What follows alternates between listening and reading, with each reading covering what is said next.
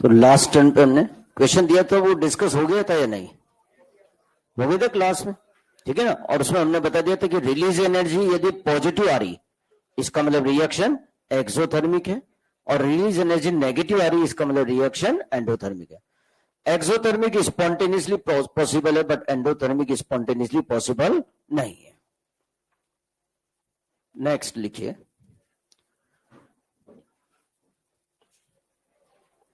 Nuclear reaction X A B Y, ठीक है, इस तरह से लिखा हुआ देगा, ये हेडिंग ही डाल दीजिएगा, है ना। अगला पॉइंट, इट कैन बी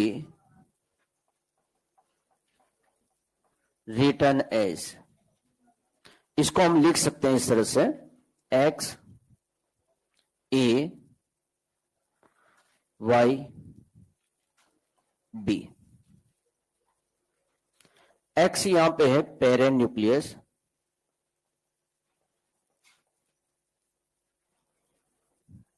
ए यहां पर है अटैकिंग पार्टिकल,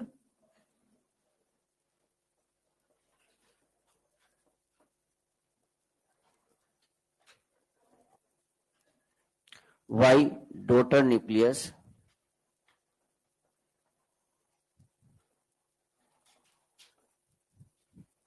और B emitting particle.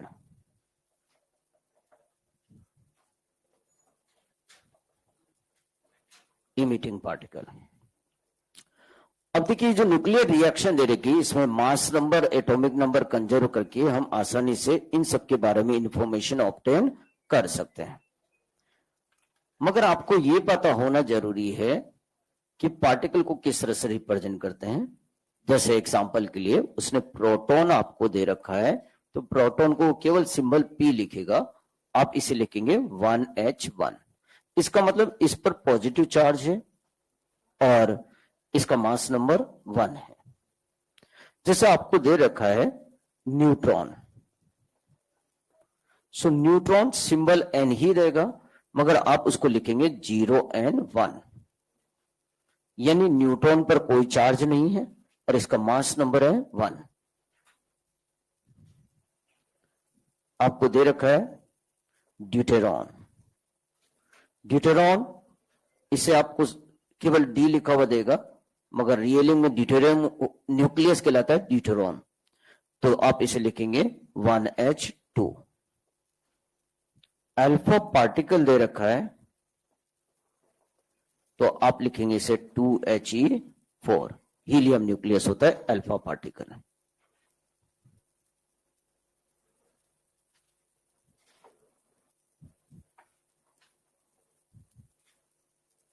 In all nuclear reaction,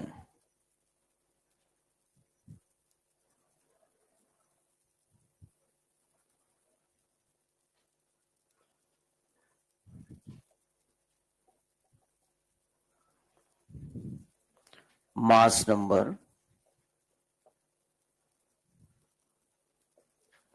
charge, spin, spin होती प्लस माइनस ऑफ, ठीक है ना, फर्मियों ने तो।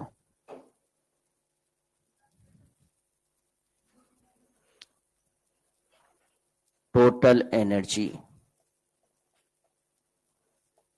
टोटल एनर्जी पता ही है, मास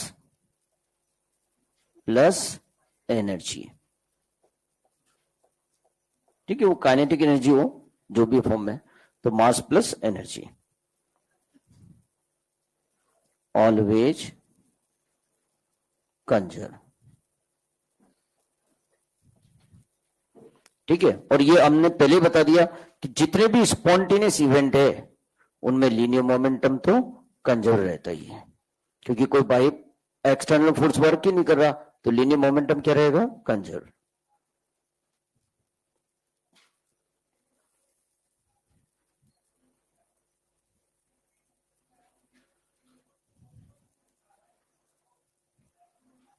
if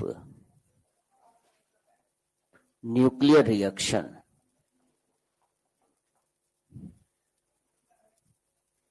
7n14 neutron proton Y. Then find out nucleus Y.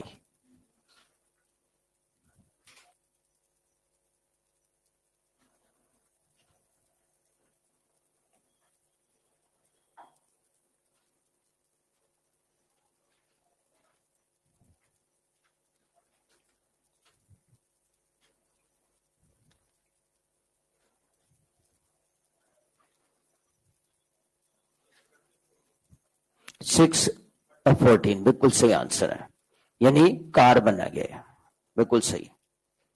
क्योंकि देखिए यहां पर इस रिएक्शन को हम इस तरह से रिप्रेजेंट करेंगे। ये हो गया हमारे पास 7n14 अटैकिंग पार्टिकल न्यूट्रॉन, तो उसे लिखेंगे 0n1 और Y प्लस प्रोटॉन 1h1। ये एटॉमिक नंबर इसका Z मान लीजिए और मास नंबर A मान लेते हैं। अब यहां पर देखो एटॉमिक नंबर बैलेंस करो तो टोटल कितना है 7 + 0 7। तो यहां भी बैलेंस करें, कितना आ रहा है 7 आना चाहिए, 1 यहां आ गया तो ये कितना आएगा 6, तो यहां 6 आना चाहिए। फिर यहां पर देखो मास नंबर टोटल कितना है 15, 14 + 1 15, तो यहां भी कितना मास नंबर आना चाहिए 15। अब 1 यहां आ गया तो बचा हुआ 14 यहां आएगा। ठीक है, कोई कंफ्यूजन तो नहीं है? तो ये आंसर आ गया हमारे पास Y = 6। एटॉमिक नंबर 6 होता है कार्बन 14। अब एक क्वेश्चन ट्राई कर सकते हैं इसमें।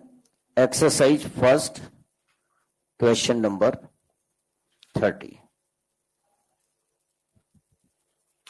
हमने कहा था कि आप मॉड्यूल साथ में लेके आएंगे, क्योंकि अपन तो एक एक टाइप के क्वेश्चन कराएंगे, तो फिर नेक्स्ट क्वेश्चन प्रैक्टिस के लिए उससे ले सकते हैं।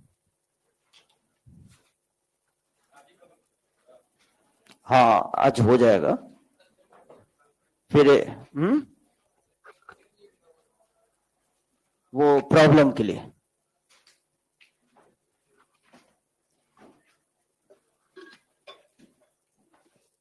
क्या कंप्लीट हो गया, जितना थोड़ा बहुत बचा रह जाएगा या प्रॉब्लम जो रहेगी उसके लिए रह जाएगा।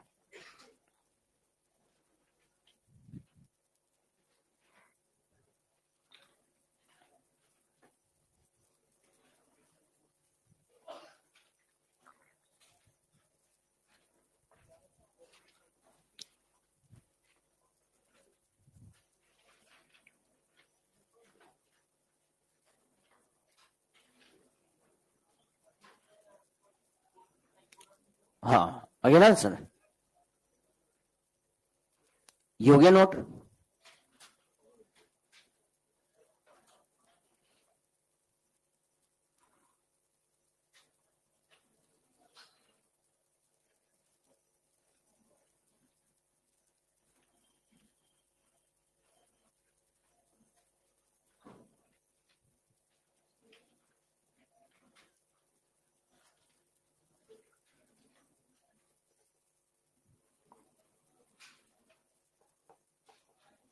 न्यूक्लियर फ्यूजन,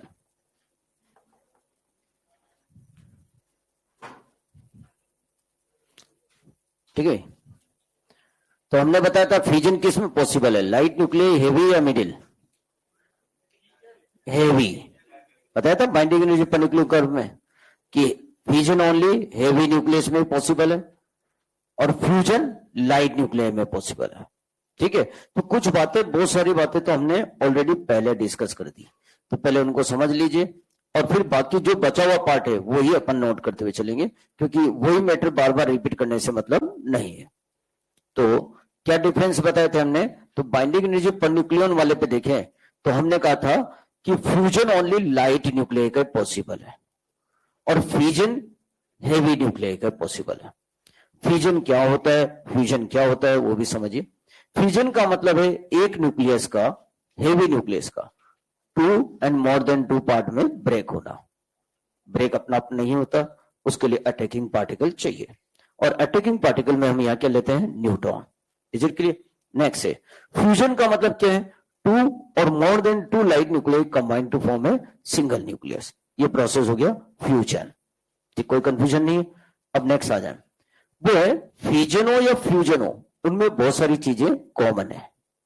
जैसे बताया था हमने कि मास में लॉस होगा, एनर्जी रिलीज होगी, प्रोडक्ट्स की बाइंडिंग एनर्जी का सम रिएक्टेंट की बाइंडिंग एनर्जी के सम से ज्यादा होगा, प्रोडक्ट की मास का सम रिएक्टेंट के मास के सम से कम होगा, प्रोडक्ट की स्टेबिलिटी रिएक्टेंट से ज्यादा होगी। ये सारी बातें बता दी थी, ये दोनों में कॉमन है। अब आता तीसरा, नहीं फ्यूजन में रिलीज एनर्जी पूछ रहे हैं या फ्यूजन में रिलीज एनर्जी पूछ रहे हैं, तो वो भी हमने आपको बताया था, 3 प्रोसेस बताए थे रिलीज एनर्जी का। या तो मास डिफेक्ट से निकालो, mass defect into C square, या फिर रिलीज एनर्जी क्या हो गया, गेन इन बाइंडिंग एनर्जी, तो रिलीज एनर्जी आ जाएगी binding energy final minus initial, या फिर release energy change in kinetic energy, यानी sum of kinetic energy of products minus sum of kinetic energy of reactant कर दोगे तो जो डिफरेंस आएगा वो रिलीज एनर्जी आएगा। तो जो भी दे रखा उसने, या तो बाइंडिंग एनर्जी दे रखी होगी, बाइंडिंग एनर्जी नहीं दे रखी, बाइंडिंग एनर्जी पर न्यूक्लियन दे रखी, तो पहले बाइंडिंग एनर्जी लाएंगे 5 नंबर से मल्टीपल करके, और फिर final binding energy minus initial कर देंगे। मास दे रखा है तो फिर इनिशियल मास माइनस फाइनल मास करके मास डिफेक्ट निकालेंगे इंटू सी स्क्वायर, उससे रिलीज एनर्जी निकाल लेंगे। और या फिर काइनेटिक एनर्जी दे रखी हो, क्योंकि ऐसा कोई सा भी क्वेश्चन नहीं है तो इसको अपन ने केवल थ्योरी ही मेंशन की है, क्वेश्चन नहीं कराया है ना, मगर वो तो ठीक है। काइनेटिक एनर्जी का डिफरेंस तो आपने मैकेनिक्स में कई जगह करते ही, वो आसानी से कैलकुलेट कर सकते हैं, कोई डाउट नहीं है। ठीक है, तो चाहे वो फ्यूजन हो या फ्यूजन हो, दोनों में रिलीज एनर्जी निकालने का एक ही तरीका है। या चाहे रेडियो एक्टिव डीके की बात करें, उसमें भी वही है जो कि अपन ने लिया था बीटा डीके की इक्वेशन बताया था उसमें, ठीक है ना। तो सब में एक ही तरीका है, मास निकालिए इनिशियल मास माइनस फाइनल मास कर देंगे। जो डिफरेंस है अब उसे लेके चलते हैं, तो लिखिए डेफिनेशन पे लिखते हैं, a heavy nucleus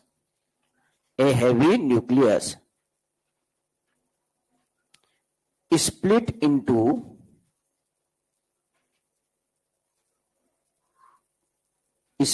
into two nucleus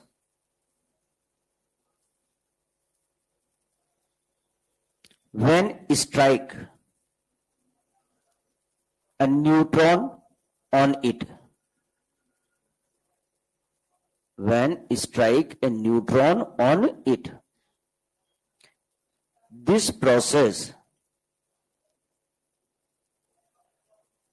is called nuclear fission. ठीक है, तो यानी देखिए अटैकिंग पार्टिकल आ गया यहां पे, कौन, न्यूट्रॉन। ठीक है, और न्यूक्लियस कौन सा है, हेवी। ब्रेक हो रहा है किसमें, 2 या फिर मोर देन 2 पार्ट, जनरली ये 2 पार्ट में ब्रेक होता है। नेक्स्ट लिखिएगा, possible fusion reaction of uranium 235, possible fusion reaction of uranium 235। तो ये 92 यूरेनियम 235 है और ये न्यूट्रॉन अटैक करा रहे हैं। ठीक है, ये न्यूट्रॉन कौन सा न्यूट्रॉन है, स्लो न्यूट्रॉन, स्लो न्यूट्रॉन, या फिर इसे हम कह सकते हैं थर्मल न्यूट्रॉन।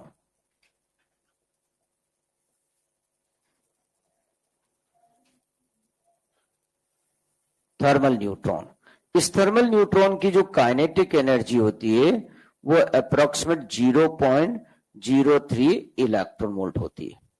ध्यान दीजिएगा, ये आपके रेस में क्वेश्चन है, क्वेश्चन नंबर 20, ठीक है, जो कि उसका आंसर गलत दे रखा है। ऑप्शंस में तो 0.03 है, मगर आंसर सही कर लीजिएगा।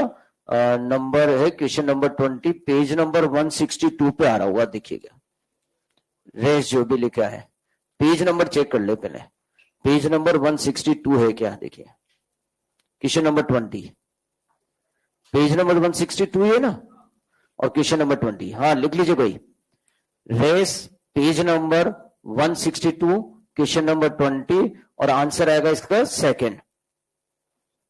ठीक है ना, आंसर इसने फर्स्ट दे रखा है, जो कि आंसर आएगा सेकंड। रेस, फिर लिखिए page number 162, question number 20, answer second. Correction हुए? ठीक है। अब देखिए इसमें ये बनेंगे फ्रेगमेंट न्यूक्लियाई बेरियम और krypton plus 3 secondary neutron plus 200 mega electronvolt energy.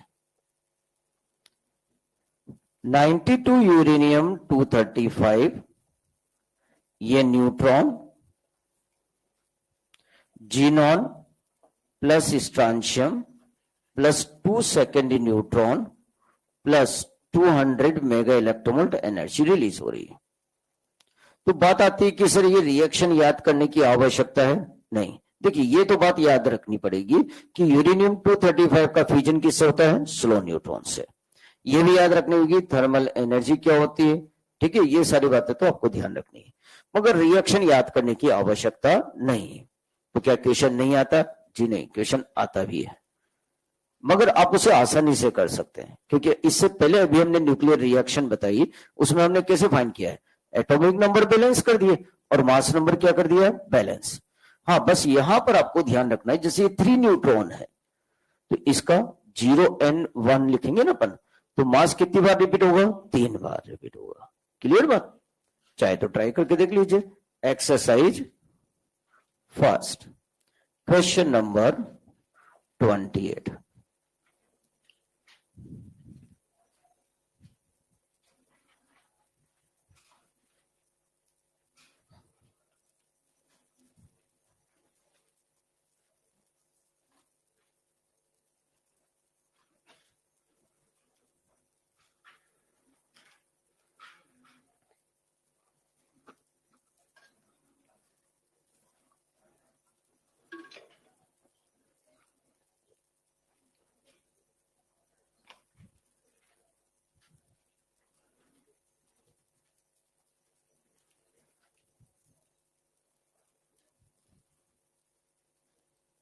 Exercise first, question number 28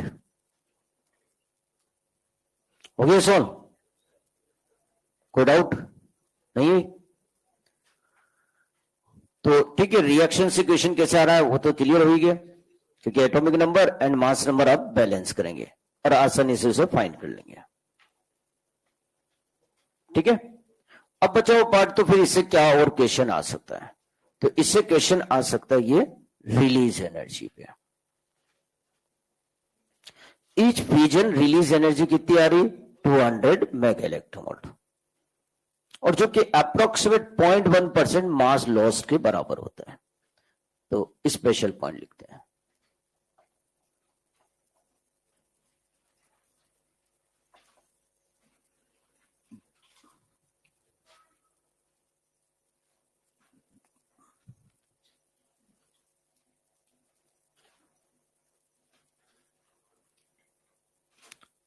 हो गया note?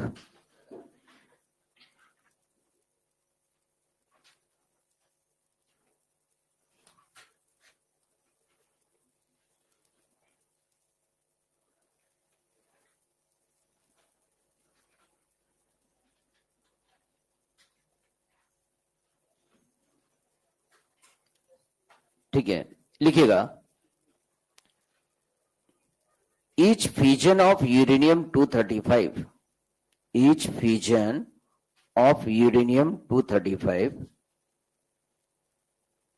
released energy is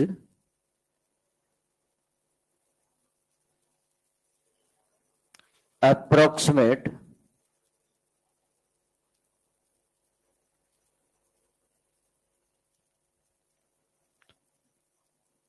200 mega electronvolt.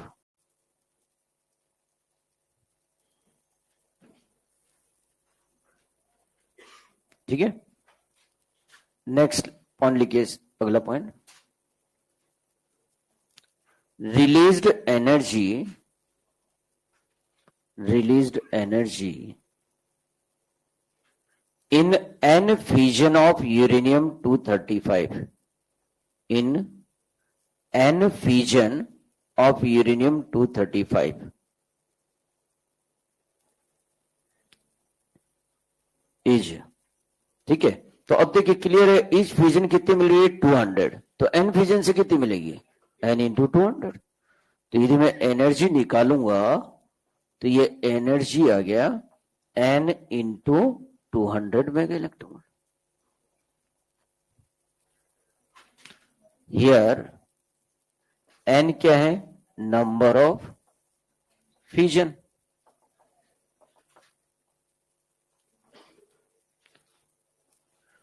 अब पावर कैलकुलेट करें हम, तो हमें पता है पावर इक्वल टू होता है energy upon time.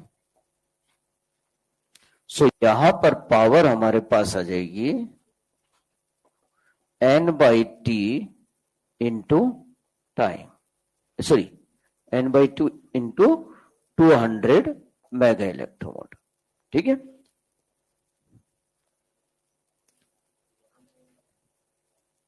Here n by t equal to number of fission per second, और कह सकते हैं आप फ्यूजन रेट।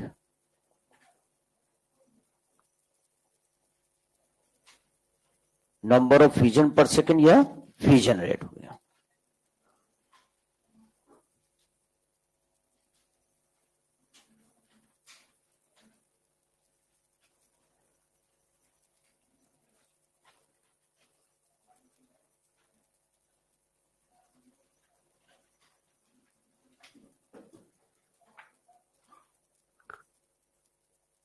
नेक्स्ट लिखिए सेकेंड, कौन सा नंबर पॉइंट आ गया, third.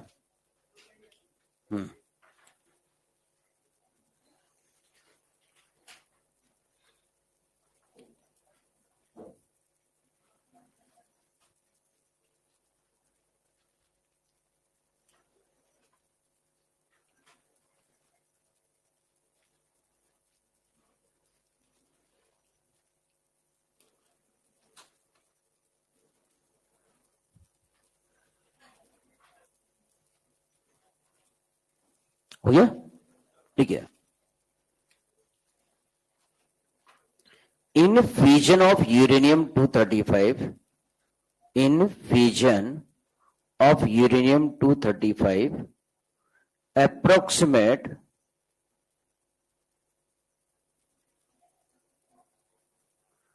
0.1%, 0.1% of fission mass, 0.1% of fission mass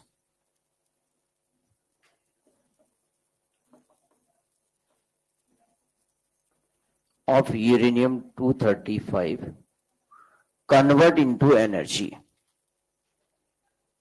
convert into energy, ठीक है। ब्रैकेट में लिखिएगा और mass defect is approximate equal to 0.1% of fusion mass. मतलब इसमें मास डिफेक्ट कितना हो रहा है 0.1%, और जितना मास डिफेक्ट होगा, मास में लॉस होगा, उतने मास किस में जा रहा है, एनर्जी में, ठीक है। क्लियर हुई बात। तो इसी पॉइंट में लिखा रहा हूं मैं आगे, है ना। नेक्स्ट लाइन में लिखिएगा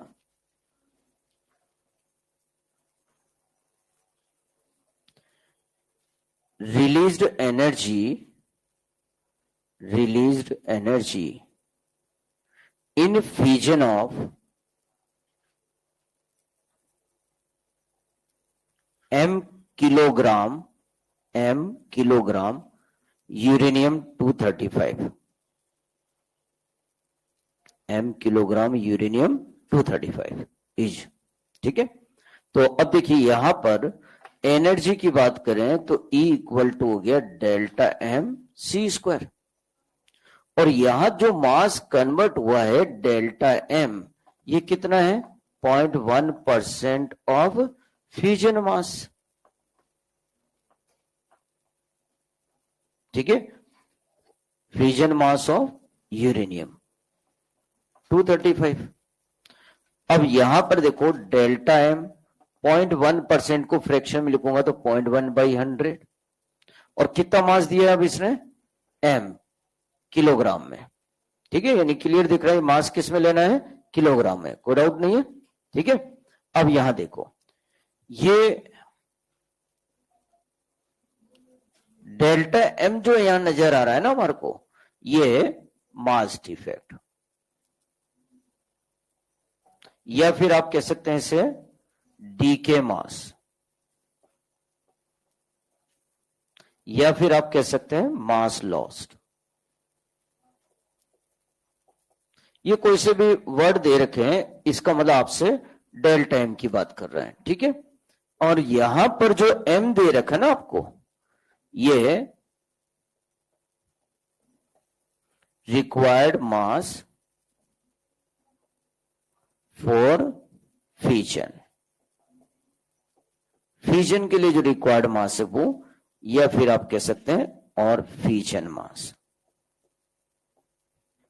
इनमें से कोई सा भी नाम वो दे सकता है। इसका मतलब है आपसे एम फाइंड करा रहा है, मास डिफेक्ट डी के मास बोला तो डेल्टा एम फाइंड करा रहा है, दोनों में डिफरेंस समझ में आई गया यहाँ पे।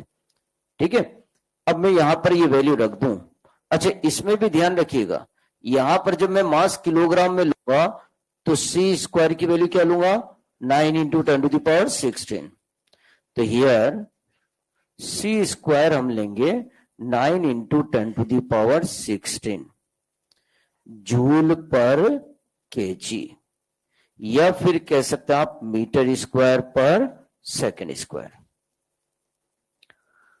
पावर कैलकुलेट करें तो पावर होता है एनर्जी अपॉन टाइम, तो ये लिख सकते हैं हम delta M C square upon T.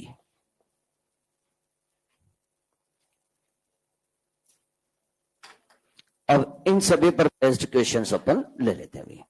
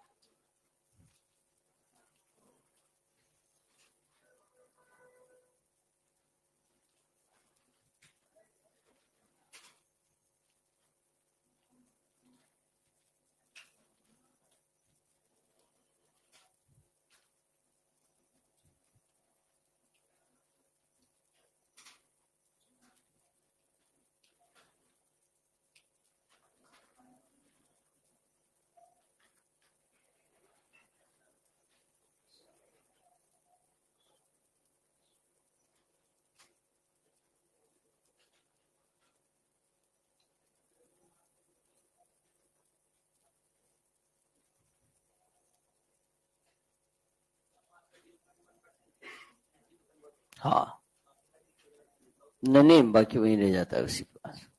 ये फ्रेगमेंट में जा रहा है ना, वो क्रिप्टॉन जीनॉन न्यूट्रॉन फ्रेगमेंट में रह गया ना। ठीक है ना, मतलब ऐसा नहीं कि हीट में कन्वर्ट होगा। देखिए हमने पहले आपसे कहा ना, जो भी एनर्जी रिलीज होती है पूरी की पूरी किस में जाती है, प्रोडक्ट्स की काइनेटिक एनर्जी में। फिर ये प्रोडक्ट्स कोलिजन करेंगे तो यही एनर्जी जाएगी हीट और साउंड में, मतलब कन्वर्ट फिर बाद में होती रहेगी। ठीक है, तो 0.1% जो है वो किस में गई है, काइनेटिक एनर्जी में। बाकी कहां गए, नहीं बाकी तो मास का लॉस ही नहीं हुआ ना। आपके जो फ्रेगमेंट न्यूक्लियाई क्रिप्टॉन बना, जीनोन बना, बन रहा है ना, न्यूट्रॉन आ रहे हैं, उन्हीं में मास है पूरा, ठीक है ना, बाकी मास कहीं नहीं गया, थोड़ा ही मास लॉस हो पाता है इसमें। अब हो गया यहां तक नोट, ठीक है, क्वेश्चन लिखिए। अच्छा, एक बात और ध्यान दीजिएगा, 0.1% मास लॉस्ट और 200 मेगा इलेक्ट्रोवोल्ट एनर्जी, ये स्टैंडर्ड वैल्यू है यदि क्वेश्चन में नहीं दिया गया है तो। मगर क्वेश्चन में यदि इसने जो वैल्यू दे दी तो फिर वो ही हम लेके चलेंगे, ठीक है। जैसे वो 0.1 की जगह कह देता है वो तो कि 0.09% मास में लॉस हुआ, तो फिर हमें उसी से कैलकुलेशन करनी पड़ेगी, अपनी तरफ से नहीं लेंगे, ठीक है, क्लियर है बात। जैसे वो एनर्जी कह देता है कि 180 mega electronvolt energy each fission release हो रही है, तो फिर हमें 180 माननी पड़ेगी। नहीं दिया है तो फिर अपन वो 200 और 0.1% से करेंगे। तो मैं सभी तरह के टाइप ऑफ क्वेश्चंस लूंगा तो सभी अपना पे इन्वॉल्व हो जाएगी बात है, ठीक है। लिखिए फर्स्ट,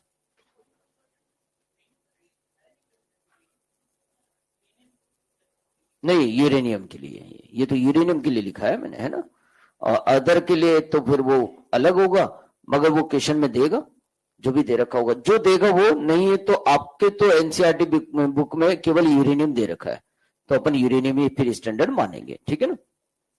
जैसे जी की वैल्यू यदि उसने दे दी तो ठीक है, नहीं दी तो अपन तो वही लेके चलते, ये थोड़ी कि पोल पे ली कि इक्वेटर पे ली, है ना, जब तक नहीं बोले वहां तक नहीं करते हैं। हाँ, लिखिए question.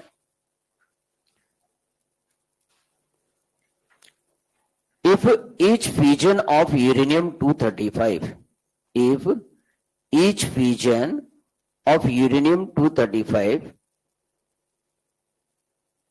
released energy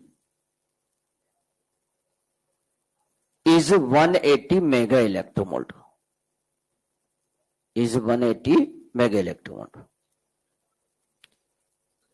Find out release energy, find out release energy in fusion of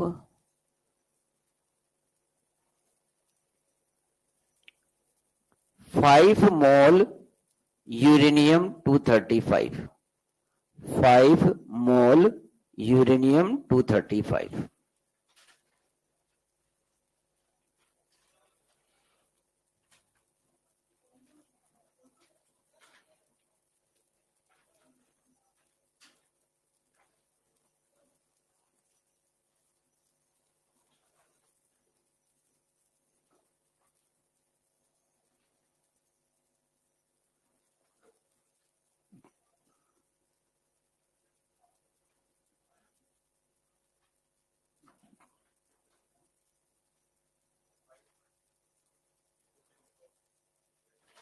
हाँ भाई, फर्स्ट ऑप्शन आ गया 5.4 into 10 to the power minus plus 26 mega electron. हाँ भाई, और अब कोई आंसर आ रहा है? नहीं, कितनों क्या आ रहा है ये answer? Very good, correct answer है +4 मार्क्स। क्योंकि देखिए energy equal to n into 180 mega electrovolt होगी। ईच फ्यूजन रिलीज एनर्जी 180, तो n फ्यूजन से n इंटू 180 कर दी। अब यहां से हमें वैल्यू लिखनी है, तो n कितना दे रखा है हमें 5 मोल, तो 5 Na हो गया इंटू 180 मेगा इलेक्ट्रोवोल्ट। अब 5 Na की value 6.02 into 10 to the power 23 into 180 mega electrovolt, और ये सॉल्व किया तो ये वैल्यू आ गई हमारे पास 5.4 into 10 to the power 26 mega electronvolt. कोई कंफ्यूजन इसमें? कंफ्यूजन है बच्चों? नहीं? तो नेक्स्ट क्वेश्चन लेते हैं।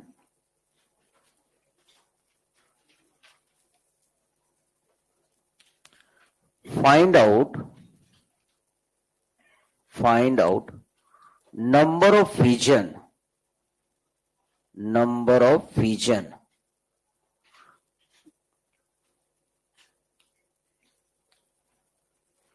per second to operate a nuclear reactor, to operate a nuclear reactor of capacity 10 kilowatt.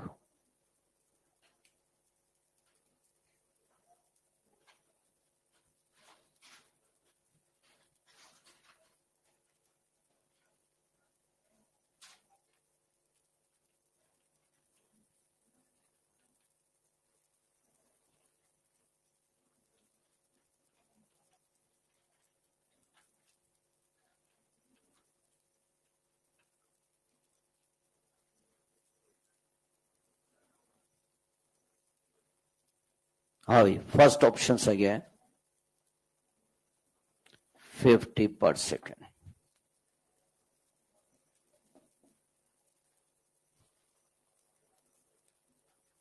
Correct या इनकरेक्ट तो अभी हम थोड़ी देर बाद बताएंगे, पहले सबका आंसर आ जाए।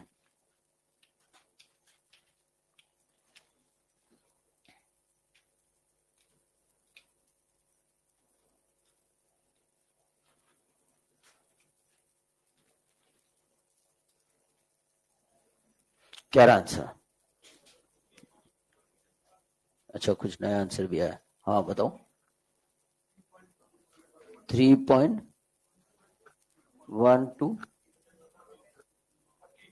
10 to the power, अच्छा 15 भी लिख देते हैं भाई, और एक और लिख देते हैं 3.12 इंटू 10 to the power 14। और फर्स्ट कितनों का आ रहा है आंसर? 1। सेकंड कितनों का आ रहा है आंसर? अरे भी तो आ रहा था 14 वाला आ रहा है, ये नहीं आ रहा। चलिए, ये कितनों का आ रहा है आंसर? वेरी गुड, ये सभी का आंसर आ रहा है, और करेक्ट आंसर भी यही है +4। ये 3.125 हो जाता है पूरा, है ना।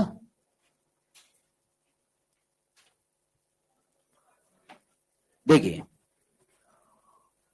Power P equal to N/T into 200 mega electronvolt आएगा। अब यहां से हम N/T निकालेंगे तो P/200 मेगा इलेक्ट्रोवोल्ट आ गया। पावर दे रखी है हमें 10 किलो यानी 1000 वाट होता है जूल पर सेकेंड। तो ये 200 मेगा यानी 10 की पावर 6 इलेक्ट्रोवोल्ट को जूल में लाओगे 1.6 into 10 to the power -19 joule. तब ये जूल से जूल कैंसिल हो पाया। और हमने आपसे कहा भी था कि यदि एक भी डाटा अपने ऐसा यूनिट में रखा तो सारे डाटा ऐसा यूनिट में रखना पड़ेगा। वाट पावर की ऐसा यूनिट है। Is it clear? सो वहां मिस्टेक हो गया, फॉर्मूला तो ये लगाया आपने भी, मगर मिस्टेक ये थी। तो ये आ गया हमारे पास N/T equal to 3.125 into 10 to the power 14 पर second.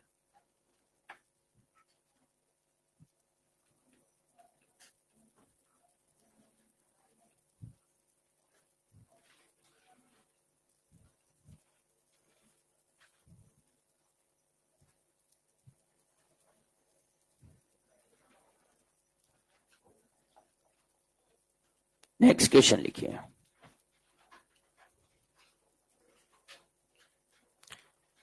Find out decay mass of uranium 235 per hour to operate a nuclear reactor of capacity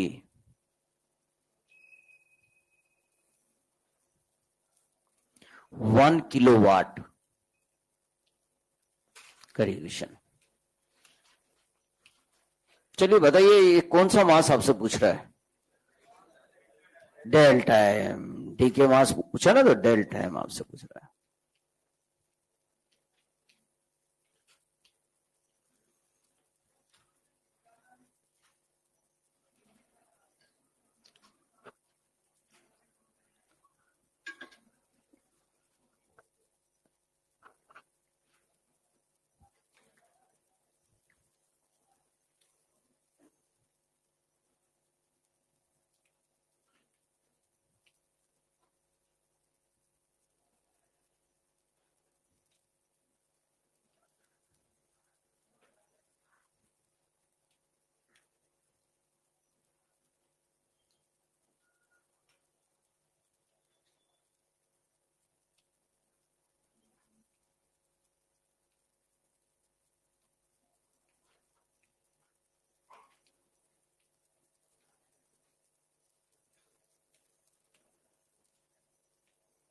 हाँ भाई, क्या रहा है? 4 इंटू 10⁻⁻11। फर्स्ट लिख देते हैं भाई, देखिए 4 इंटू 10⁻⁻11 kg, किलोग्राम में आ रहा है ना? अच्छा, और ये आ रहा है कि चेंज आ रहा है? कितनों क्या आ रहा है answer? Very good, correct answer +4, क्योंकि पावर P इक्वल टू हो गया delta M C square upon T, और आपसे डेल्टा एम ही तो पूछा है। So delta M equal to P into T upon C square. Power दे रखी है हमारे को कितनी? 1 किलोवाट, यानी 1000। टाइम दिया 1 आवर, तो सेकेंड में लेंगे 3600। सी स्क्वायर 9 इंटू 10⁻16। अब जब ये सभी डेटा हमने ऐसा यूनिट में रखे हैं, तो क्लियर मास किस में आएगा? एसआई में। तो ये सॉल्व करेंगे तो ये वैल्यू आ गई हमारे पास 4 इंटू 10⁻11 किलोग्राम पर, नहीं सॉरी, केवल किलोग्राम। हाँ भाई, कोई डाउट इसमें? नेक्स्ट क्वेश्चन लेते हैं।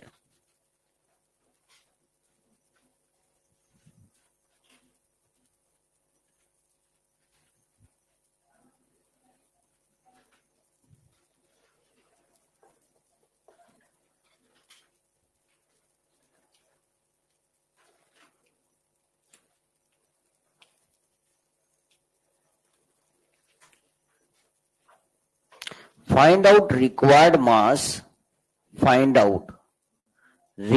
mass of uranium-235 per second to operate a nuclear reactor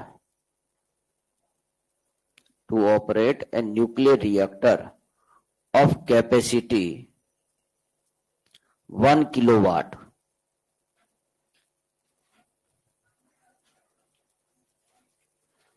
अब बताओ कौन सा मास फाइंड करा रहा है? एम। तो अब ये एम बाई टी की बात कर रहा है, पर सेकंड हो गया है ना? या एम निकाल सकते हैं, कोई दिक्कत ही नहीं, टाइम 1 सेकंड कर देंगे। हो गया? बोलो ऑप्शंस। 4 इंटू 10⁻⁻7। हाँ, -8 है, -8 किस में आया है? किलोग्राम पर सेकंड।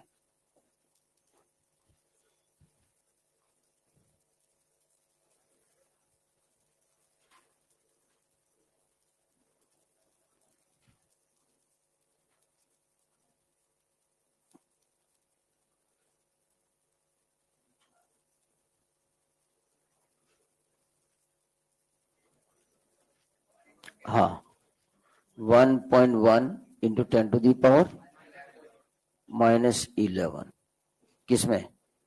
केजी पर सेकेंड। अच्छा, और कोई आंसर? हाँ, वो पर सेकेंड अपना पे गया। पर सेकेंड कैलकुलेट पूछ रहा है ना? ठीक है, पर सेकेंड भी कह सकते हैं, कोई दिक्कत नहीं है ना? फर्स्ट गलत है?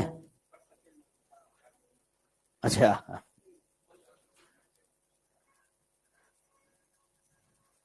तो और कोई आंसर आ रहा है कि इसके अलावा? कितनों के आ रहा है ये आंसर? वेरी गुड, ये करेक्ट आंसर है, +4 मार्क्स।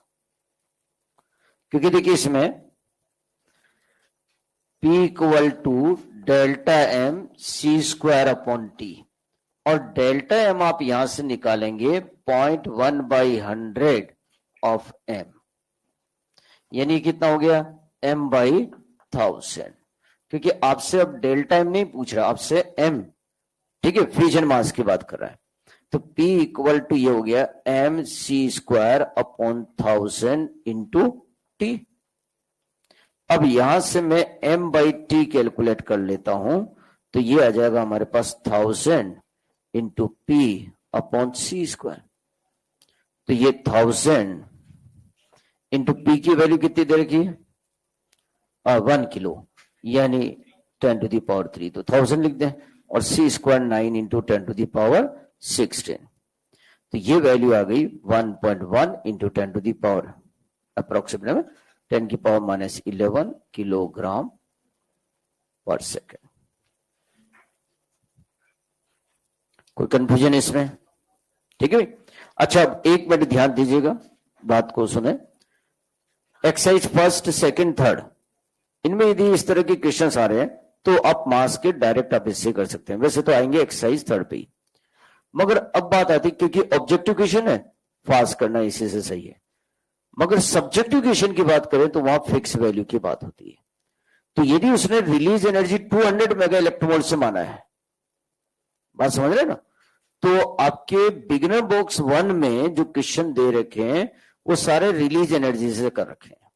तो रिलीज एनर्जी से हमने बताया था ईच फ्यूजन कितनी है? 200। तो एन फ्यूजन से n इंटू 200। अब n नंबर ऑफ न्यूक्लियस है, वो किससे निकाल रखे उसने? नंबर ऑफ मोल्स से। मान लीजिए मास दिया, तो मास से पहले निकालूंगा मैं नंबर ऑफ मोल्स, जो अपन ने पहला क्वेश्चन किया था नंबर ऑफ मोल्स का, वैसे। तो जैसे m ग्राम मास दे दिया मैंने, तो पहले उससे नंबर ऑफ मोल निकालूंगा m अपॉन mw, और एक मोल में कितने एटम? n है, n से मल्टीपल करूंगा, फिर सोल्व करूंगा। तो जो पहला क्वेश्चन अपन ने कराया था उससे रिलेटेड है, मगर मास से पहले नंबर ऑफ मोल निकालेंगे। तो जो आपका बिगिनर बॉक्स नंबर 1 है उसके क्वेश्चंस वो आप नंबर ऑफ मोल फाइंड करते हुए करेंगे, तो आपका आंसर मैच करेगा। और आपने डायरेक्ट मास वाले क्वेश्चन को इससे कर लिया तो आंसर में थोड़ा वेरिएशन आएगा, मगर करेक्ट दोनों ही है, ठीक है। क्योंकि 0.1% मास लॉस से और वो 200 मेगा इलेक्ट्रोवोल्ट एनर्जी, दोनों वैल्यू अप्रोक्सीमेट है ना। सो एग्जैक्ट नहीं होने के कारण आंसर हुई वेरिएशन आएगा, है ना। क्लियर होगी बात है। नेक्स्ट अगला पॉइंट लिखिएगा, nuclear fusion.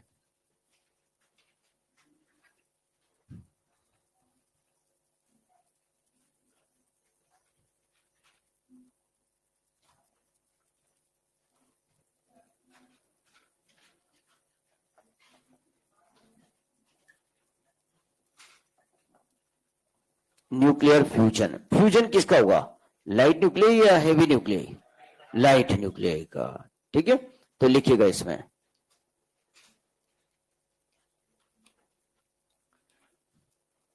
At high temperature, at high temperature, bracket में लिख लीजिएगा अप्रोक्सीमेट 10⁸ केल्विन,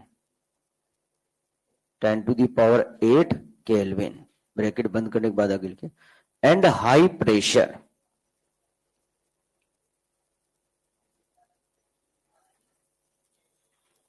ठीक है, कोमा लगा के आगे लिखिए 2 और मोर देन 2, 2 और मोर देन 2, TWO 2, है ना, ठीक है। 2 and more than 2 light nuclei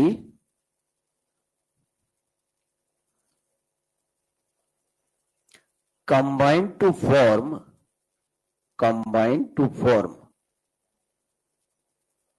a single nucleus, combine to form a single nucleus. This process is called nuclear fusion, nuclear fusion, या फिर इसे थर्मोन्यूक्लियर फ्यूजन भी कह देते हैं। थर्मो इसलिए क्योंकि टेम्परेचर की रिक्वायरमेंट होती है। बिना टेम्परेचर, हाई टेम्परेचर और प्रेशर के ये फ्यूजन प्रोसेस पॉसिबल नहीं है। अब बात आती है क्यों रिक्वायरमेंट पड़गी इस टेम्परेचर की। उसका रीजन देखिए कि दो प्रोटॉन को जब आप पास लाएंगे तो इलेक्ट्रोस्टैटिक रिपल्सिव फोर्स लगेगा।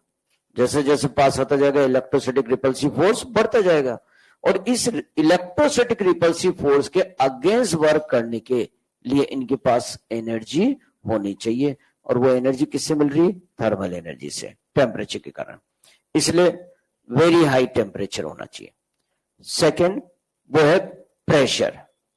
प्रेशर ज्यादा क्यों? क्योंकि ज्यादा प्रेशर होगा तो इन प्रोटॉन के बीच में नंबर ऑफ कोलिजन्स बढ़ेगी, हाइड्रोजन एटम के बीच में, और लाइट न्यूक्लियर में कोलिजन बढ़ेगी तो फ्यूजन की प्रोबेबिलिटी भी बढ़ेगी। इसलिए टेम्परेचर हाई होना चाहिए और प्रेशर हाई होना चाहिए। नेक्स्ट लाइन में लिखिएगा, 4 हाइड्रोजन 4 4, ठीक है ना।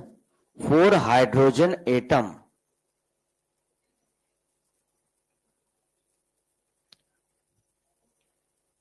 फ्यूज्ड, फ्यूजन से बना हुआ फ्यूज्ड है ना, fused to form a single helium atom.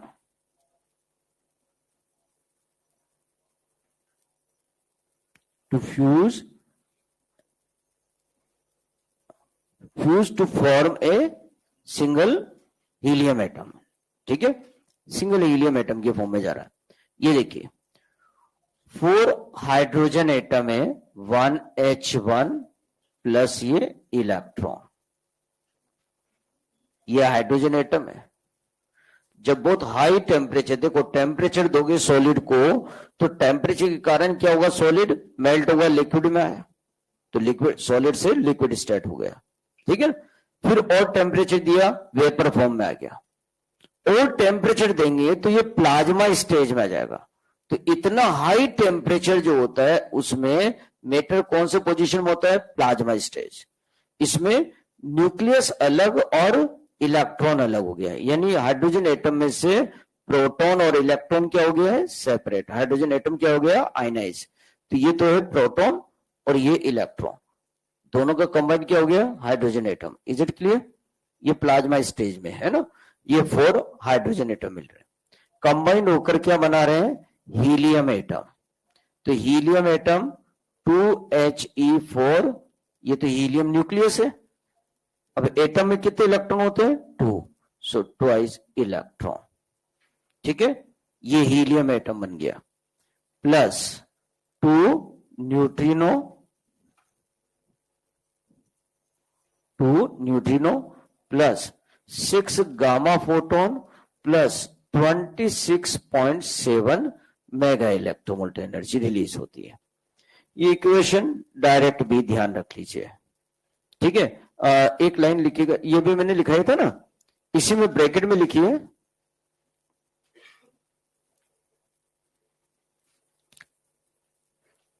This fusion process is in multi-step, ये प्रोटॉन से जो हीलियम बन रहा है ये सिंगल स्टेप इक्वेशन, ये तो फाइनल इक्वेशन बना रखी है हमने, है ना। ये होता किसमें है, मल्टी स्टेप में, यानी 3 इक्वेशन होती है। पहले प्रोटॉन प्रोटॉन मिलेगा, ड्यूट्रॉन बनेगा, ड्यूट्रॉन ड्यूट्रॉन से फिर 2He3 बनेगा, फिर 2He3 मिलेगा, हीलियम बनेगा, और एक ड्यूट्रॉन अलग निकलेगा, वो फिर इससे कन्वर्ट होगा। इस तरह से 3 स्टेप में बनता है ना। फाइनल रिजल्ट अपन को ध्यान रखना है, मगर हाँ वो कहते हैं कि सिंगल स्टेप में बनता है, नहीं, फ्यूजन प्रोसेस किस में होता है, मल्टी स्टेज में, ठीक है। मल्टी स्टेट कह दें या मल्टी स्टेज कह सकते हैं, मल्टी स्टेप है ना, क्लियर बात। मल्टी स्टेप बताई ना हमने यहाँ पे। तो ये इक्वेशन लिख ले। अब इससे रिलेटेड क्वेश्चन किस तरह से आ सकता है उस पर आ जाते हैं अपन। जैसे अपन ने फ्यूजन पे क्वेश्चन किए थे न्यूमेरिकल, सिमिलर वैसे ही क्वेश्चन हम फ्यूजन पे कर सकते हैं, मगर डिफरेंस क्या आ रहा है, वहां ईच फ्यूजन रिलीज एनर्जी थी 200, तो हमने n से मल्टीपल कर दिया, n फ्यूजन से किया, मगर वहां एक ही न्यूक्लियस का फ्यूजन हो रहा है ना, या फ्यूजन एक का नहीं हो रहा, कितने हो रहे हैं 4 से हमें इतनी एनर्जी मिल रही है, तो एक से कितनी मिलेगी, तो 4 से डिवाइड कर देंगे, फिर नंबर ऑफ न्यूक्लियस से मल्टीपल करके हम कैलकुलेट कर लेंगे। ठीक है, तो इससे रिलेटेड क्वेश्चंस देखते हैं, ये नोट कर लो।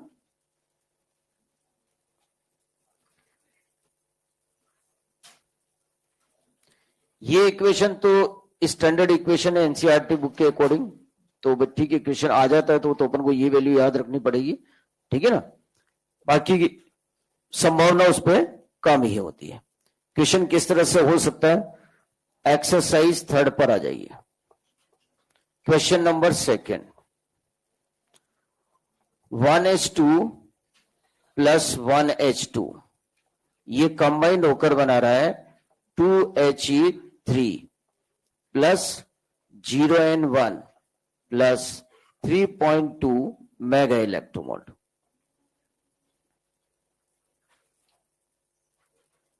ठीक है, अभी कह रहा है 2 किलोग्राम ड्यूटेरियम के फ्यूजन से हमें एनर्जी बतानी है। ठीक है, मास ऑफ ड्यूटेरियम कितना दे रखा है 2 किलोग्राम। तो अब यहां देखो कितने ड्यूट्रॉन है, 2 ड्यूट्रॉन से हमें कितनी मिल रही है एनर्जी 3.2, तो पर ड्यूट्रॉन कितनी एनर्जी मिलेगी 3.2/2, ऐसा कर सकता हूं ना मैं। तो यहां देखिए सॉल्यूशन में energy equal to n into 3.2 mega electronvolt upon 2। पर न्यूक्लियस निकाल लीजिए, बस पर न्यूक्लियस निकाल लेंगे तो सेम वैसे का वैसे हो गया, कोई डाउट तो नहीं। जैसे वहां पर न्यूक्लियस मिल रही थी ऐसे यहां पर अपन ने पर न्यूक्लियस ले ली। ठीक है, अब नंबर ऑफ एटम हमें निकालना है, तो यहां पर मैं उसे डिस्कस करता हूं। n equal to number of moles, ये नोट हो गया क्या,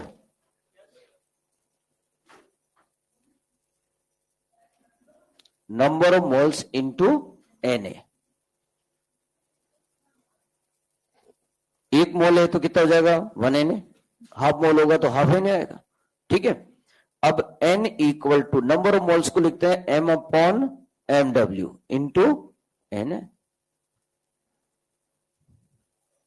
तो यहां रख देते हैं ये m upon mw into Na into 3.2 mega electronvolt upon 2। कोई कंफ्यूजन इसमें भाई, 2 ड्यूट्रॉन से हमें इतनी एनर्जी मिल रही है 2 ड्यूट्रॉन से, तो पर ड्यूट्रॉन कितनी एनर्जी होगी वो निकाल ली। अब पर ड्यूट्रॉन आ गई तो इतने ड्यूट्रॉन से कितनी एनर्जी होगी ये हमारे पास आ जाएगी। अब ये वैल्यू रख दीजिए, मास किस में लेते हैं ग्राम में, और यहां दे रखा है 2 किलोग्राम, तो फिर से ग्राम में बदलेंगे तो कितना हो गया 2000 mw। ड्यूट्रॉन का देखो mw कितना है 2, Na की value 6.02 into 10 to the power 23 और 3.2 मेगा यानी 10 की पावर 6 इलेक्ट्रॉन वोल्ट अपॉन 2। तो सॉल्व करें कितना आ रहा है 9.6 into 10 to the power 32 electron volt.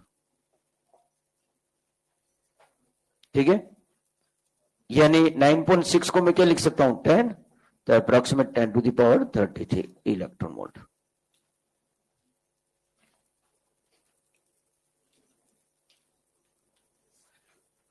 कोई कंफ्यूजन इसमें? हाँ, ऐसा नहीं पता लगेगा यार, उसके लिए क्या होगा कि एक्चुअल में क्या हुआ, एनसीईआरटी वालों ने सिलेबस तो कर दिया रिड्यूस, है ना, और इक्वेशन दे दी। अब उसको समझाने के लिए क्या होगा कि बहुत सारी चीजें हैं जो समझानी पड़ेगी, है ना, और वो सारा उधर से क्या कर दिया डिलीट कर दिया, है ना, तो वो है नहीं एक्चुअल में। फिर भी समझना चाहे तो मैं समझा दूंगा। एक्चुअल में क्या है देखो 4 हाइड्रोजन न्यूक्लियाई यानी 4 प्रोटॉन, और ये कंबाइंड होकर क्या बना, प्रोटॉन प्रोटॉन न्यूट्रॉन न्यूट्रॉन। यानी ये 4 प्रोटॉन थे, जिनमें से 2 प्रोटॉन तो वही है, 2 प्रोटॉन किस में कन्वर्ट हो गए, न्यूट्रॉन में। क्लियर। अब जब 2 प्रोटॉन न्यूट्रॉन में गए तो ये प्रोटॉन जब न्यूट्रॉन में जाता है तो इमिट करता है पॉजिट्रॉन प्लस न्यूट्रिनो। तो कितने प्रोटॉन गए, 2, तो 2 न्यूट्रॉन बन गए और 2 पॉजिट्रॉन, जो इक्वेशन में नजर आ रहे हैं 2 पॉजिट्रॉन, वही 2 पॉजिट्रॉन आगे। अब यहां आपने ले रखे थे कितने इलेक्ट्रॉन, 4 इलेक्ट्रॉन, मगर यहां इसके साथ कितने इलेक्ट्रॉन दिख रहे हैं, 2 इलेक्ट्रॉन, बाकी के 2 इलेक्ट्रॉन कहां गए। सो अगला पॉइंट स्टेप अपना, ये जो 2 पॉजिट्रॉन है, ये पॉजिट्रॉन इलेक्ट्रॉन के साथ मिलकर 2 गामा फोटोन निकालता है। तो 2 पॉजिट्रॉन, ये 2 गामा फोटोन निकाले। कितने गामा फोटोन हो गए, 4 गामा फोटोन इससे आए। अब ये मल्टी स्टेप में होता है, बताया था मैंने, है ना। तो इसमें क्या होता है कि जो एक्साइटेड न्यूक्लियस डी एक्साइटेड होता है तो गामा फोटोन 2 उससे मिलते हैं। ठीक है, तो टोटल हो गए 6। ठीक है, क्लियर। अब ये कुछ मतलब वाली बात नहीं है ना, तो ये हटा दें इससे।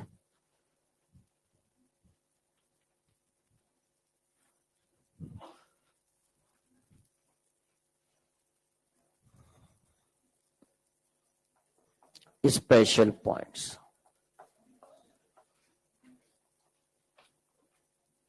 अच्छा देखिए, ध्यान दीजिएगा, सन या स्टार से जो हमें एनर्जी मिल रही है, कौन से प्रोसेस से मिल रही है, फ्यूजन प्रोसेस से। लिखने की आवश्यकता नहीं है भाई, है, ठीक है, लिखिए।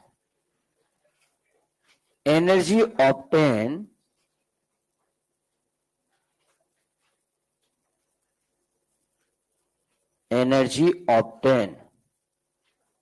फ्रॉम sun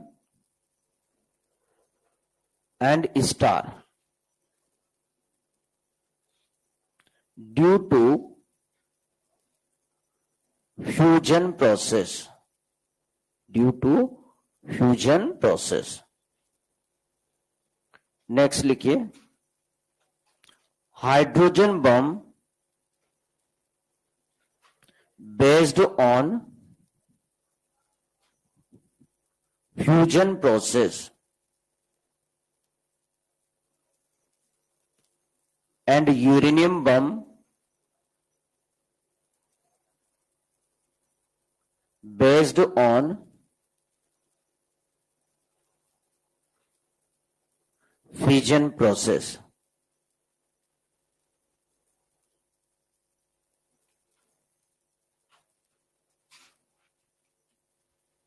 कौन सा सेकंड पॉइंट हो गया ना, थर्ड लिखिए, पेयर प्रोडक्शन,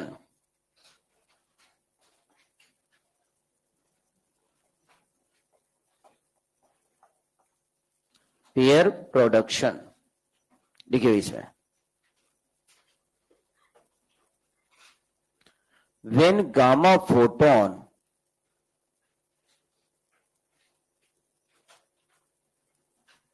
ठीक है, ब्रैकेट के अंदर लिखेंगे energy of gamma photon, energy of gamma photon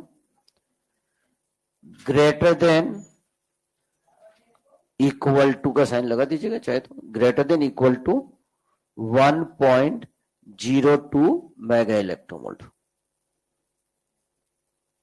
1.02 mega electronvolt. ठीक है, एनर्जी जो है, तो अब अपन ने लिखाया था व्हेन गामा फोटोन, है ना, interact with nucleus, then electron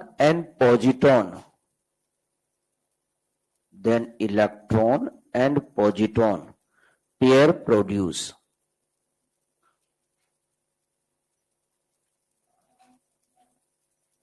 this phenomena is known as pair production. This phenomena is known as pair production. यानी गामा फोटोन मैटर से इंटरेक्ट कर रहा है तो ये एनर्जी किस में जा रही है? मास में, मगर मास प्रोड्यूस हो रहा है पेयर के फॉर्म में, इलेक्ट्रॉन और पॉजिट्रॉन. नेक्स्ट लिखेंगे इसी पॉइंट के अंदर, नेक्स्ट लाइन में लिखिएगा. ठीक है, next line. If energy of gamma photon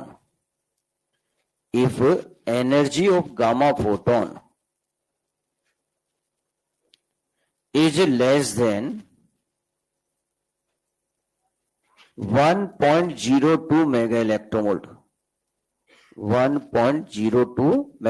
volt, then pair production is not possible. Then pair production is not possible. ठीक है, नेक्स्ट पॉइंट भी इसी में ही आएगा, है ना. यानी next line, if energy of gamma photon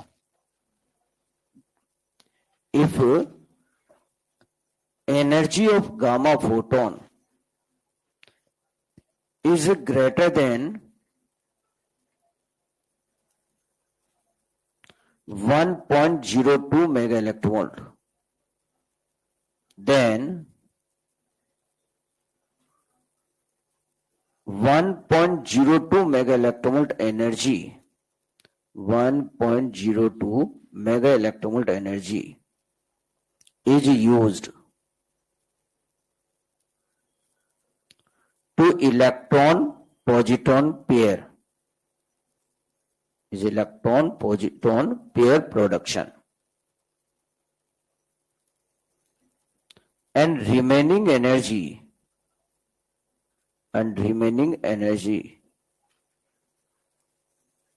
is obtained in the form of kinetic energy of electron positron pair. ठीक है, तो यानी ये kinetic energy of electron plus kinetic energy of positron. ठीक है, ये किसके बराबर हो जाएगी? एनर्जी ऑफ गामा फोटोन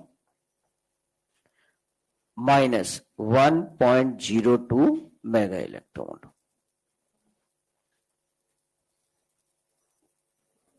और इसी पे आपका क्वेश्चन है, एक्सरसाइज 3 क्वेश्चन नंबर 4.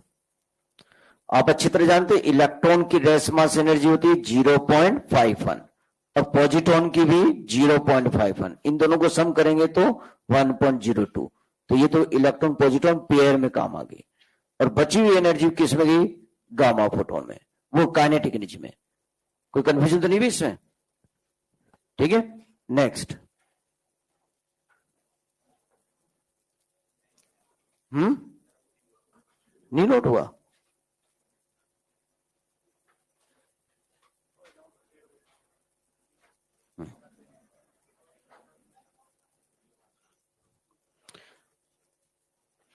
कल आपकी क्लास 1:30 पर स्टार्ट होगी.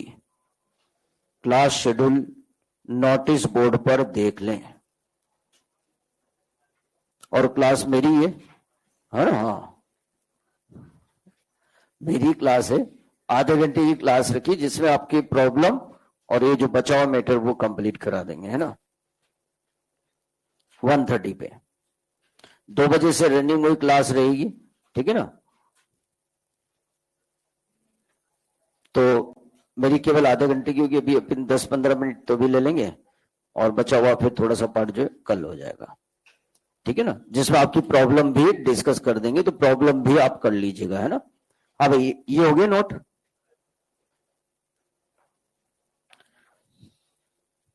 एक्सरसाइज 3 का क्वेश्चन नंबर 4 ट्राई कर लिया होगा. डायरेक्ट है। अब आपको गामा फोटोन की एनर्जी निकालनी है, तो टोटल काइनेटिक एनर्जी दे रखी है, उसमें 1.02 ऐड कर देंगे।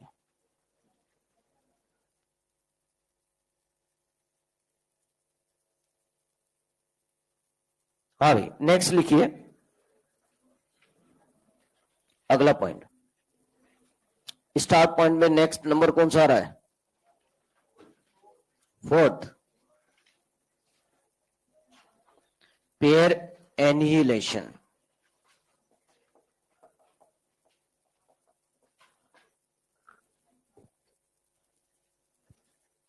पेयर इनहेलेशन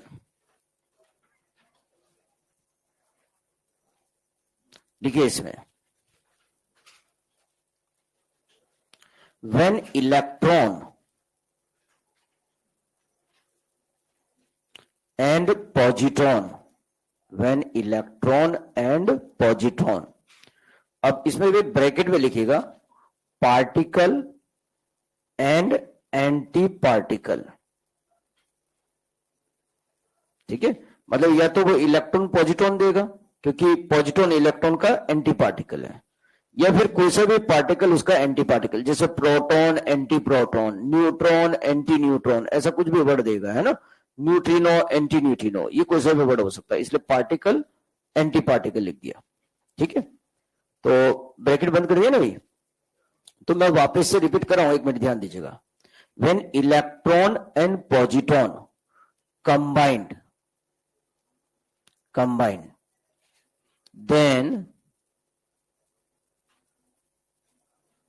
they annihilate, ये बन गया annihilate, है ना।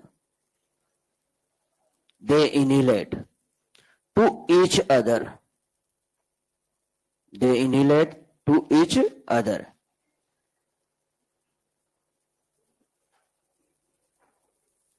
and energy released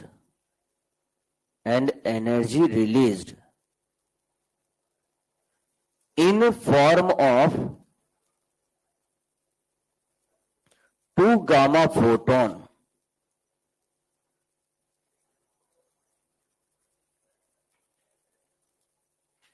in opposite direction,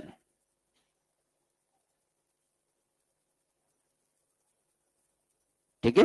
bracket में लिखिएगा, ये गामा फोटोन की डायरेक्शन अपोजिट क्यों है उसका रीजन लिखा रहा हूं, तो लिखिए for linear momentum conservation, bracket के अंदर लिखिएगा ये फॉर लीनियर मोमेंटम कंजर्वेशन, क्योंकि देखो इलेक्ट्रॉन और पॉजिट्रॉन आ रहे हैं, तो ये अपोजिट डायरेक्शन में आएंगे तभी तो मिलेंगे, क्लियर बात। तो यानी ये अपोजिट डायरेक्शन में आ रहे हैं, तो यानी इसका मोमेंटम इक्वल है मैग्नीट्यूड में, बट डायरेक्शन अपोजिट, तो इनिशियल में नेट मोमेंटम 0। बाद में तो इलेक्ट्रॉन पॉजिट्रॉन तो रहे नहीं, फिर 2 गामा फोटोन रहे, तो इनके भी मोमेंटम के मैग्नीट्यूड तो क्या है equal, but direction opposite, so net linear momentum क्या है 0, क्योंकि यहां कोई एक्सटर्नल फोर्स नहीं लग रहा, तो लीनियर मोमेंटम क्या रहेगा कंजर्व रहेगा, ठीक है। नेक्स्ट, ये कंप्लीट हो गया आपका पूरा पार्ट। लिखिए next chapter, radio activity.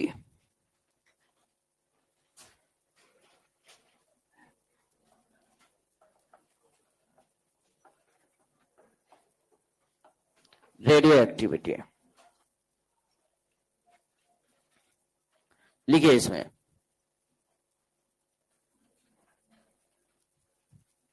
spontaneous emission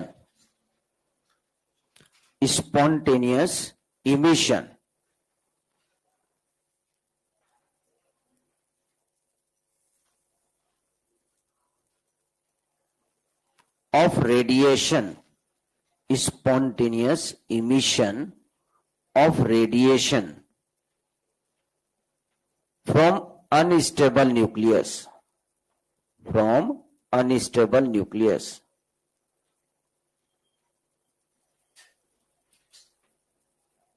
This phenomena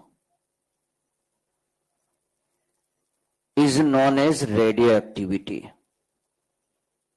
This phenomena is known as radioactivity. Next line में लिखिए only unstable nucleus can emit radioactive radiation.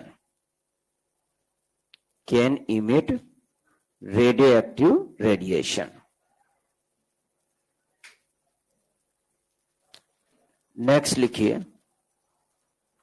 when neutron proton ratio greater than 1.5, when neutron proton ratio greater than 1.5 or atomic number greater than 83,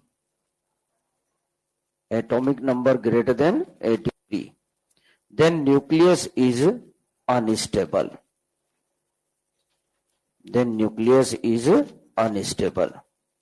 ठीक है ना। मतलब ये neutron proton ratio के according भी बता सकते हैं। जैसे एक डॉक्टर के अकॉर्डिंग बात करें ना कि भाई बीपी के अकॉर्डिंग बता सकते हैं कि पेशेंट स्टेबल है या अनस्टेबल है। बीपी बहुत ही हाई हो गया तो पेशेंट क्या हो गया, अनस्टेबल, कभी भी स्पॉन्टेनियस इमिशन कर सकता है ना। या बीपी बहुत कम हो गया तो भी अनस्टेबल हो गया, कभी भी स्पॉन्टेनियस इमिशन कर सकता है। या फिर वो एज लिख लेता है, अब पता लगा एज 83 से ऊपर जा रही है तो फिर अनस्टेबल है वो तो है ना, कभी भी स्पॉन्टेनियस इमिशन कर सकता है ना, तो वो कंडीशन आएगी। नेक्स्ट लिखिए अगला point, nucleus can not emit proton और न्यूट्रॉन स्पॉन्टेनियसली।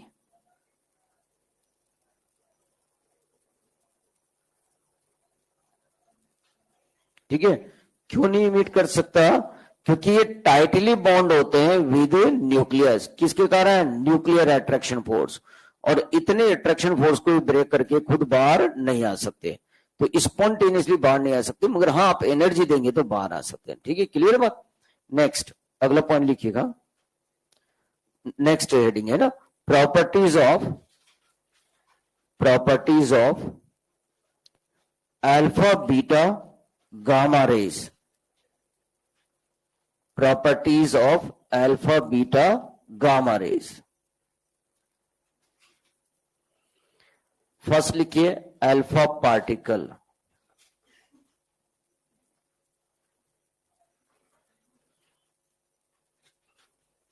अल्फा पार्टिकल, ठीक है। सो अल्फा पार्टिकल में लिखिएगा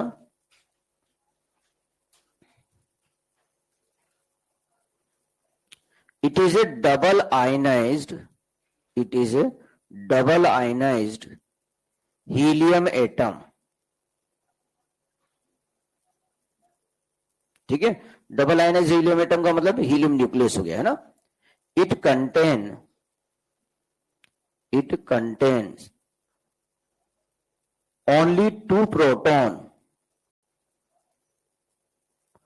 and 2 neutron।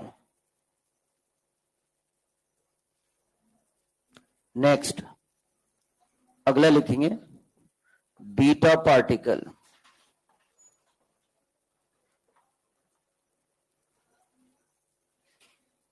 इसमें लिखिए it is A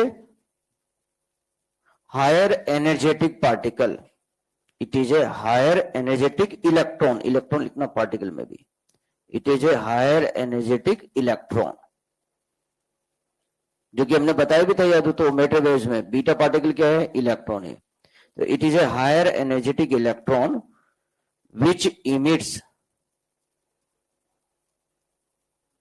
from nucleus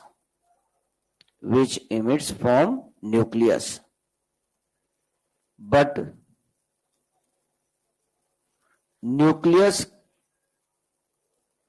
not contain electron।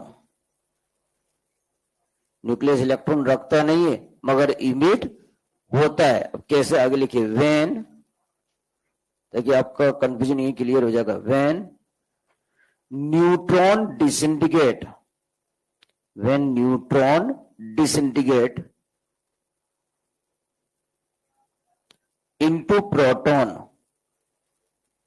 into proton,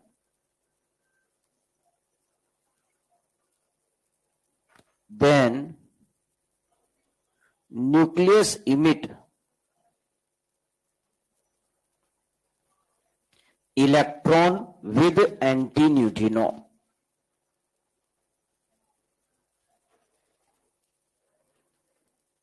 ठीक है, मतलब ये इलेक्ट्रॉन न्यूक्लियस में होता नहीं है, मगर इमिट कब होगा? जब न्यूट्रॉन का प्रोटॉन में डिसइंटीग्रेशन होगा।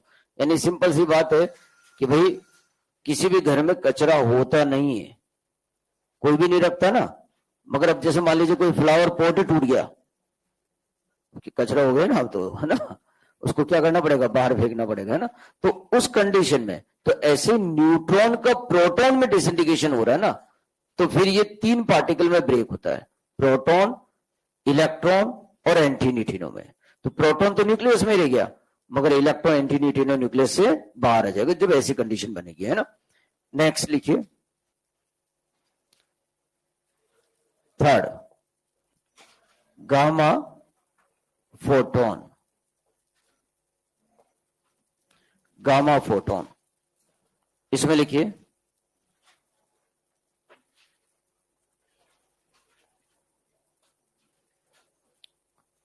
it is a electromagnetic wave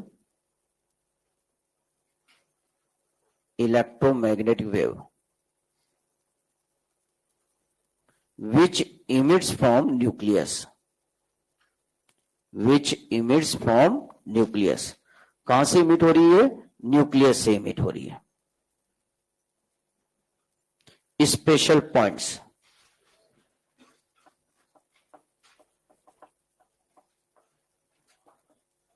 first लिखिए,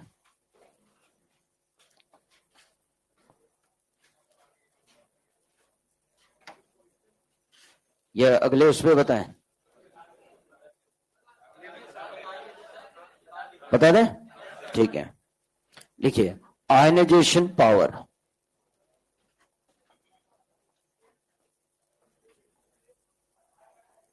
आयनाइजेशन पावर सबसे ज्यादा होगी अल्फा, उससे कम बीटा, उससे कम गामा।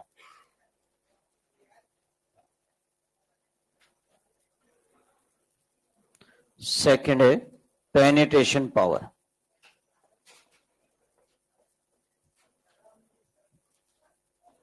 पेनिट्रेशन पावर तो सबसे ज्यादा होती है गामा, उससे कम बीटा, उससे कम alpha. Third,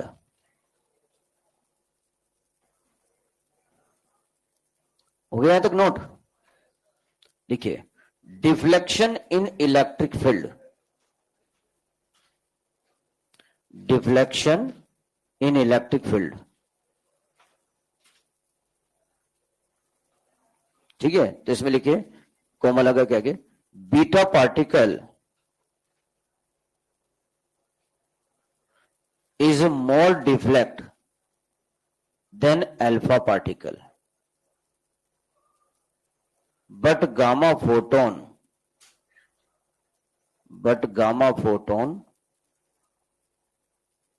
does not deflect, देखिए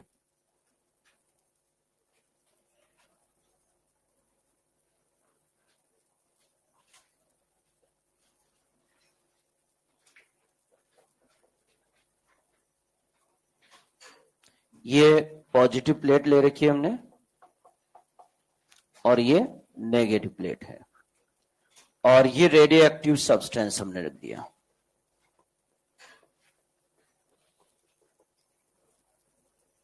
रेडियो एक्टिव सब्सटेंस, ये है पीबी बॉक्स यानी lead box.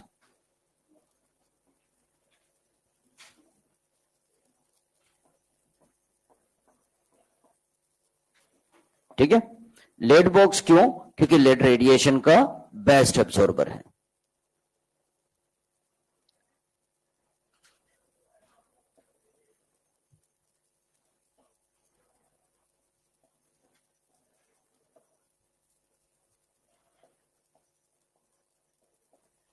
Nuclear radiation.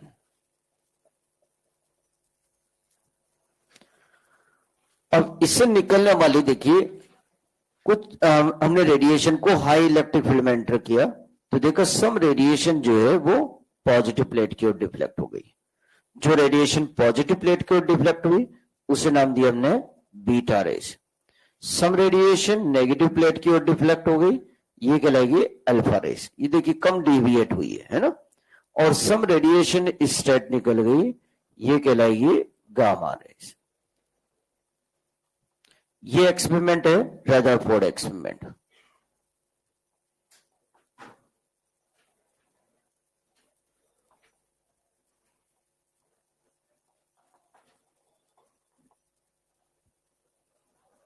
Rutherford experiment.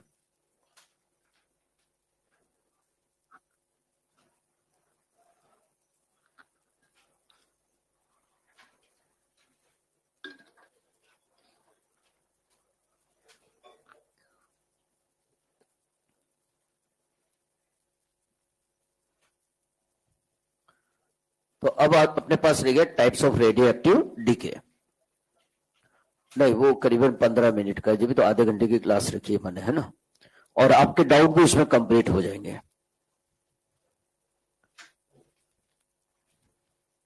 तो कल आधे घंटे का ही है, कोई दिक्कत नहीं है। प्रॉब्लम आप करके ले आएंगे, है ना।